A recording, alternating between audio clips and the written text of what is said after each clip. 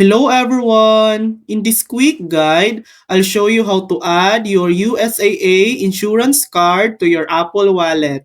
First, go to App Store and download the Pass to You Wallet app on your iPhone.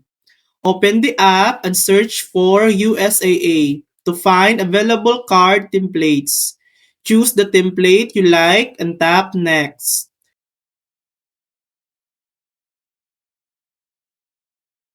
Enter your information like your name, policy number, and effective date, then hit Done. Review your card, and once you're happy, tap Add to Apple Wallet.